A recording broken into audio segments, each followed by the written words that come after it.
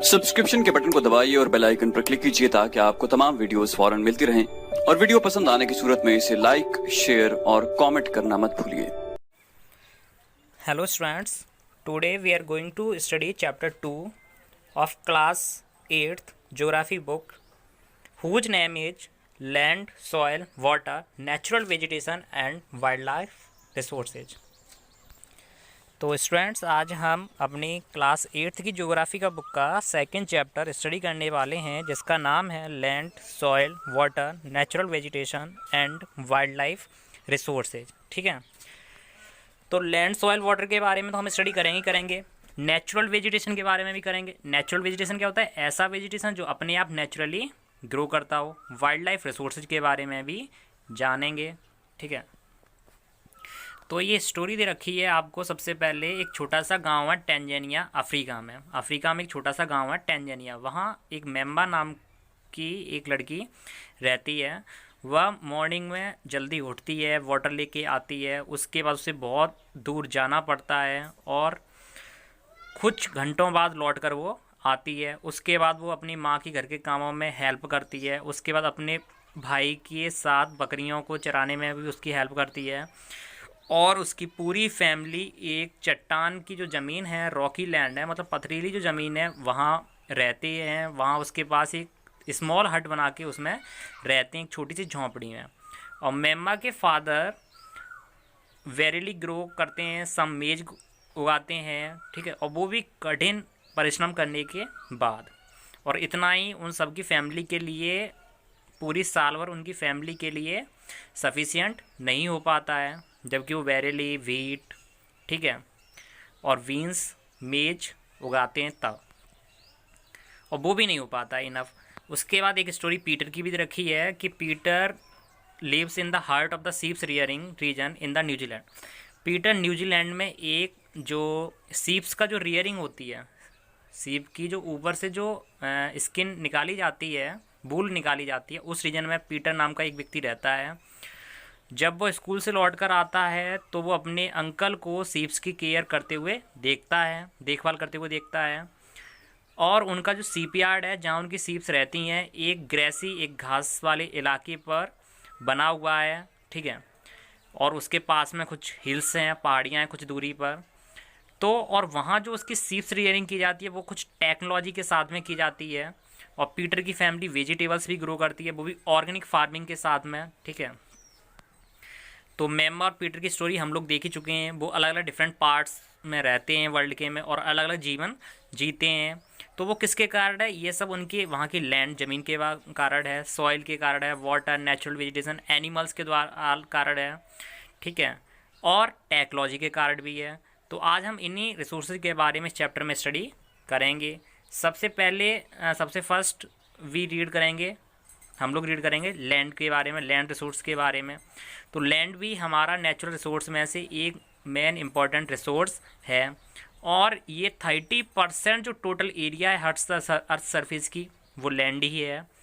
और all parts of the small percentage are not habitable. और जो लैंड है उसके सारे हिस्से रहने लायक नहीं है। ठीक है, जो छोटी छोटी परसेंटेज के जो इसके पार्ट हैं वो सारे रहने लायक नहीं है, कुछ ही हैं। तो आज हम इसी के बारे में बात करने वाले हैं। तो द अनइवन डिस्ट्रीब्यूशन है जो पॉपुलेशन का, अलग अलग वर्ल्ड के अलग अलग हिस्सों में जो पॉपुलेशन का अनइवन डिस्ट्रीब्यूशन है, मतलब हर जगह पॉपुलेशन सेम नहीं है। तो वहाँ किसके कारण क्या क्या होता है? Topography, steep slopes of the mountains, ठीक है, low lying area suitable to water, पानी लाने में दिक्कत, logging, desert areas, thick forest. तो मतलब लैंड के कुछ पार्ट्स ऐसे हैं, कैसे हैं? इस स्टीप स्लोप्स वाले हैं, माउंटेन्स वाले हैं, लो लाइंग एरियाज वाले हैं जहाँ पानी की कमी भी है, डिजर्ट एरियाज हैं, थिक फॉरेस्टेड एरिया हैं। तो मतलब ये सारे पार्ट्स लैंड के ही हैं। ठीक है, प्लेन्स एंड रिवर्स ये दो ऐसी लैंड हैं सुइटेबल जो कि एग्रीकल्चर के लिए बहुत ज़्यादा सुइटेबल है। और जहाँ एग्रीकल्चर होता है वहाँ ज़्यादातर लोग भी रहते हैं। इसका यूज क्या है? लैंड का यूज क्या है कि लैंड को हम डिफरेंट पर्पजेस से भी यूज करते हैं, जैसे कि एग्रीकल्चर के लिए, फॉरेस्ट्री के लिए, माइनिंग, बिल्डिंग हाउसेज, घर बनाने के लिए, रोड्स और इंडस्ट्री को सेटअप करने के लिए भी हम लैंड का यूज करते हैं। इसे ही हम बोलते हैं लैंड यूज। ठीक है, इसके बाद हम अपना नेक्स्ट टॉपिक रीड करेंगे जो कि है, और लैंड को हमने ऑनरशिप के अकॉर्डिंग 2 टाइप में क्लासीफाई कर रखा है, प्राइवेट लैंड और कम्युनिटी लैंड। प्राइवेट लैंड वो लैंड होती है जो किसी एक इंडिविजुअल की हो, किसी एक पर्सन की हो। वहीं अगर हम कम्युनिटी लैंड की बात करें तो वो कम्युनिटी लैंड वो लैंड होती है जो किसी कम्युनिटी के द्वारा ओन की गई हो और वहाँ के लोग कॉमन यूज करते हों, जैसे कि कलेक्शन ऑफ फॉडर। ठीक है, कलेक्शन ऑफ फॉडर, जहाँ से लोग चारा इकट्ठा करते हैं। ठीक है, और फ्रूट्स, नट्स, मेडिसिनल हर्ब्स जहाँ से कलेक्ट करके लाते हैं, तो वो कम्युनिटी लैंड होती है। वहाँ सारे लोग, कॉमन लोग मिलकर अपने लिए जो नीड होती है वो रिसोर्सेज को, वो मटेरियल को वहाँ से लेकर आते हैं, तो उस चीज़ को हम बोलते हैं कॉमन प्रॉपर्टी रिसोर्सेज। ठीक है, इसके बाद हम लोग रीड करेंगे कंजर्वेशन ऑफ लैंड रिसोर्स। ठीक है, लैंड रिसोर्स को लैंड रिसोर्स का कंजर्वेशन क्यों जरूरी है, हमें क्यों लैंड रिसोर्स को बचाना चाहिए। तो उसका मेन रीज़न यही है कि जैसे जैसे पॉपुलेशन ग्रो कर रही है तो सभी की जो ग्रोइंग डिमांड है लैंड की वो भी इंक्रीज कर रही है।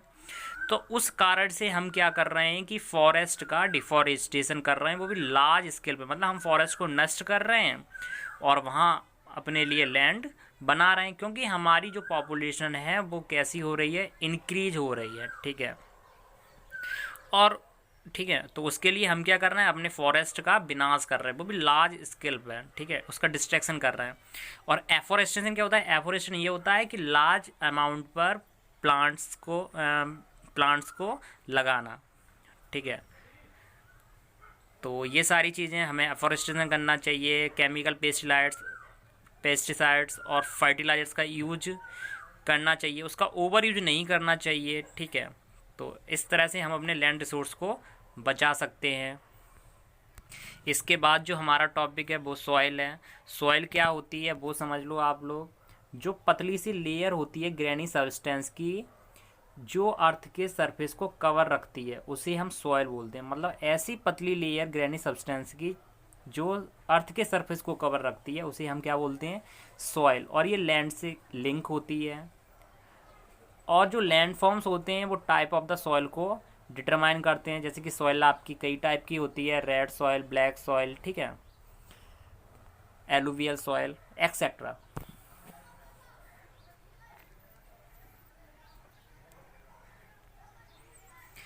तो फैक्टर्स ऑफ सॉइल फॉर्मेशन, कौन कौन से फैक्टर्स हैं उनके बारे में हम जानेंगे।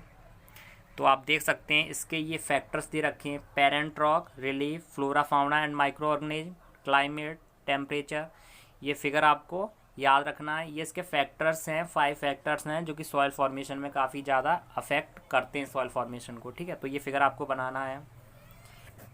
इसके बाद नेक्स्ट जो हमारा टॉपिक है वो है degradation of soil and conservation measures. ठीक है, तो इसके बारे में हम जानेंगे। तो ये चैप्टर भी काफ़ी बड़ा है और हमारी वीडियो भी काफ़ी ज़्यादा लेंदी होने वाली है। तो ये तो था वीडियो का पार्ट 1, लेकिन इनके बारे में हम नेक्स्ट अपनी अगली सेकंड वीडियो में इन सब के बारे में स्टडी करेंगे। जो कि अभी तक जो हमने अपना हाफ चैप्टर स्टडी कर लिया, और जो रिमेनिंग जो हाफ चैप्टर है उसके बारे में हम अपनी नेक्स्ट सेकंड वीडियो में स्टडी करेंगे। तो आज जो हमने टॉपिक्स क्लियर करे हैं उन्हें आप रिवाइज करेंगे अच्छे से। ठीक है, और जो मैंने अभी रीड कराया है उसे आप खुद रीड करेंगे, इन्हें अपने आप स्टडी करेंगे 1-2 टाइम्स, जिससे कि आपको कोई प्रॉब्लम क्रिएट ना हो। हाफ चैप्टर आज रीड हो चुका है, अब बाकी का हाफ चैप्टर हम अपनी नेक्स्ट वीडियो में कवर करेंगे। थैंक्स।